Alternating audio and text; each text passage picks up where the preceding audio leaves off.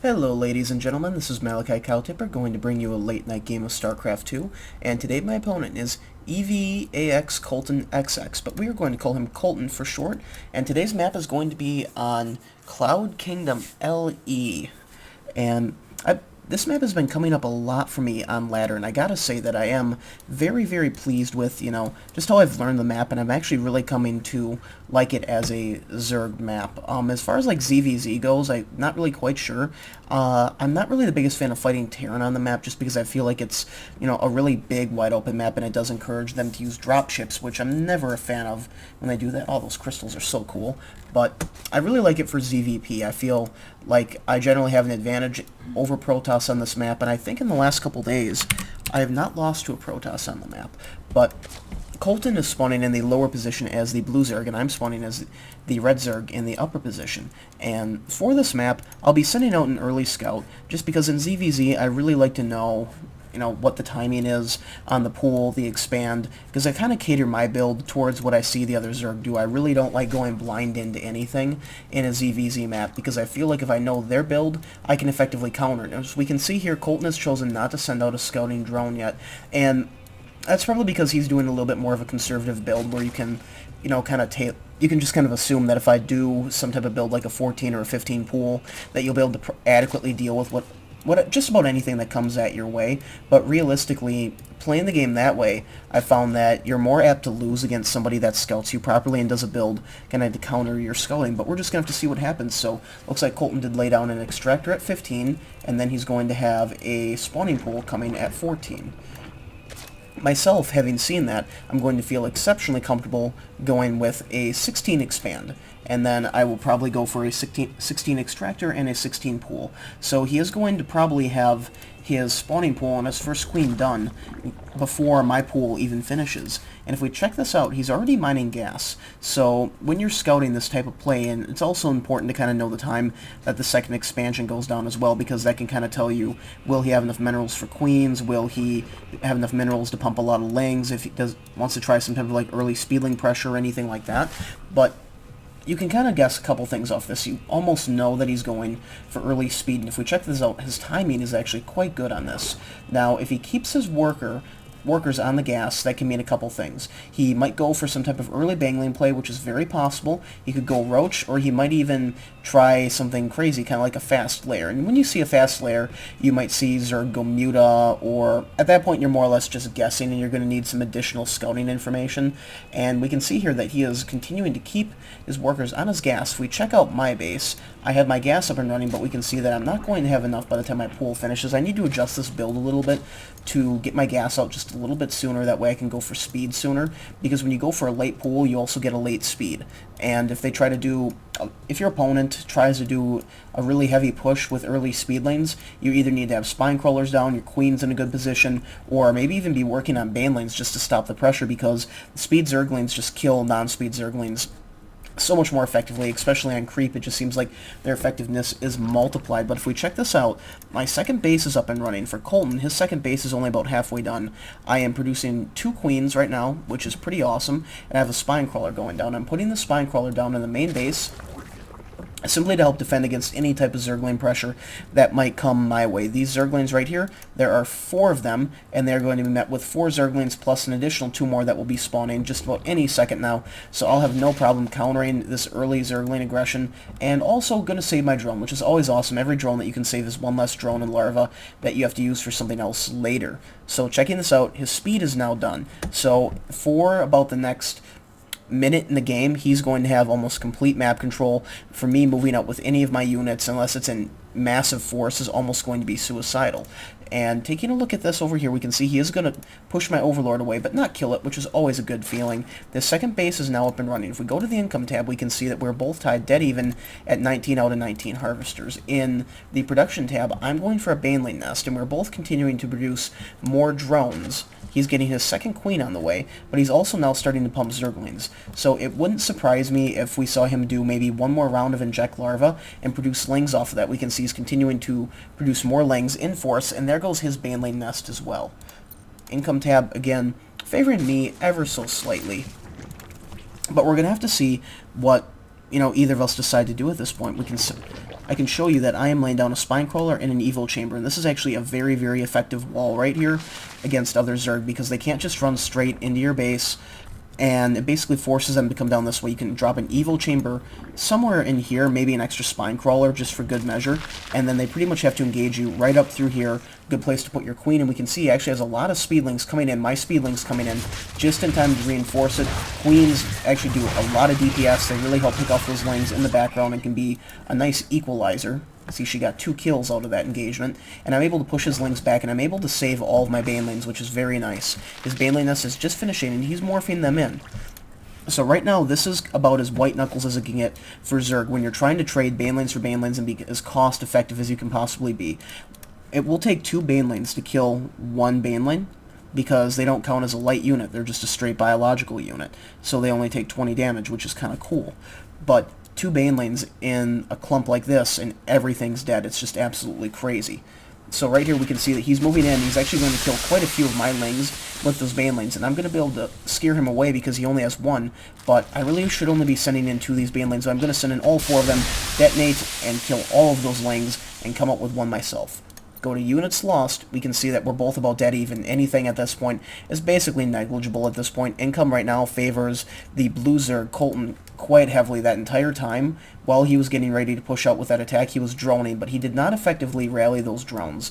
So the mining that he's getting is probably about at least a good 100 minerals less than it would be. If we check this out, I'm now moving out in force. And you need to be careful when you're moving like this, because you don't want a rogue Baneling to really come in here. 2 Banelings if these units are tightly packed, and everything's dead. So his Overlord spread is now starting to go out. He will have excellent map vision because of that. We can see that I have droned, and I'm continuing to drone behind this pressure, and right now he's preparing Banelings, but they're all clumped up. So all I need to do is not be foolish and be kind of careful with my units. I'm sending in 3 Banelings, they detonate, trade 3 Banelings for 6 of his, I believe, and take out all those units. He's now desperately morphing more Banelings. We can see that they're incoming, but they take 20 seconds to morph.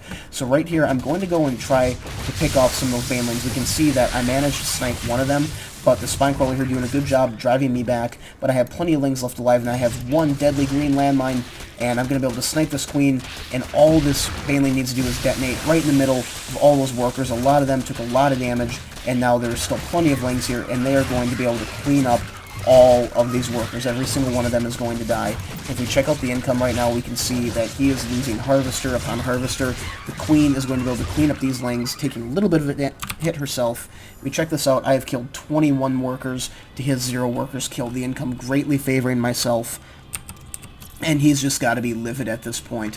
And that's why I do build that type of wall right here. Had he have had some type of wall, I would have had to run all the way around. He could have stopped me with his drones. He could have used his queen to wall off here, and it would have been a far more effective solution. But Colton doing exactly what any good Zerg needs to do. Needs to build workers like absolutely crazy. He's almost instantly resaturated, and at that point, if you can resaturate quick enough, and if there's no follow-up pressure behind it, you can almost completely negate the effect of something like that. We can see here that I had a lot of minerals and I had extra workers, so I laid down 4 spine crawlers. So the idea with this is I'm going to get a lot of roaches, and at this point I basically want to just...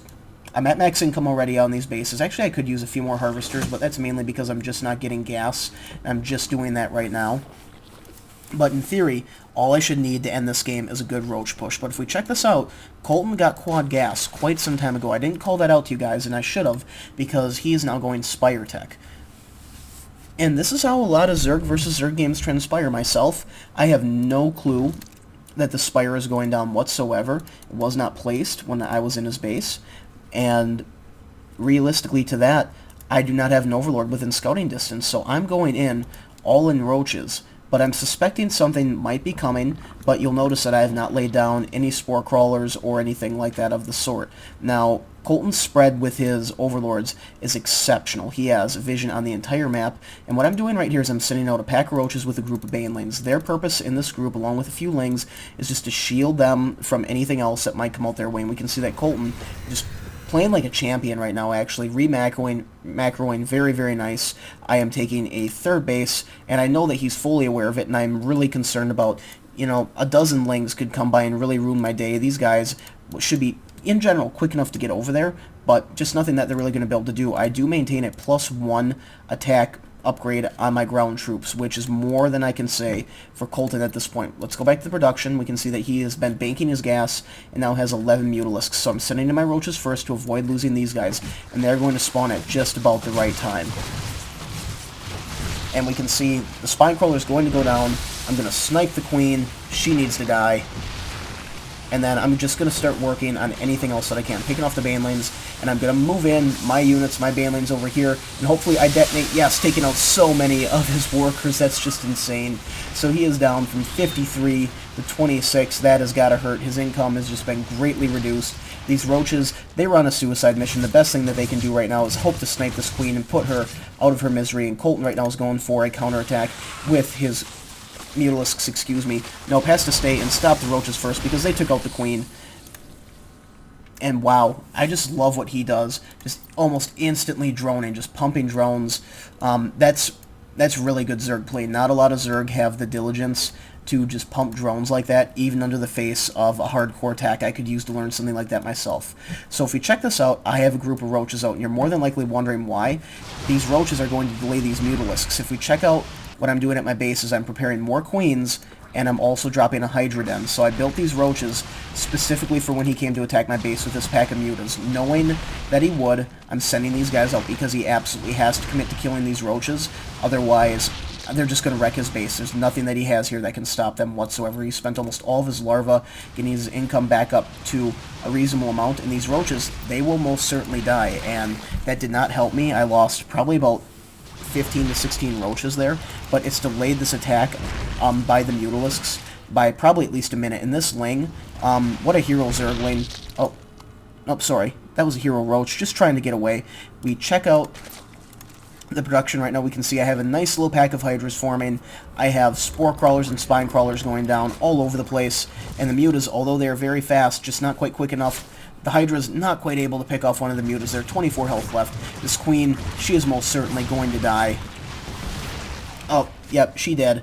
And this pack of mutas is kind of hitting critical mass. There's a lot of mutas there, and they tend to kill whatever they shoot at. So he can almost brute force his way straight into this base. Unless I get my Hydras up there, I'm in great danger of losing, something up here.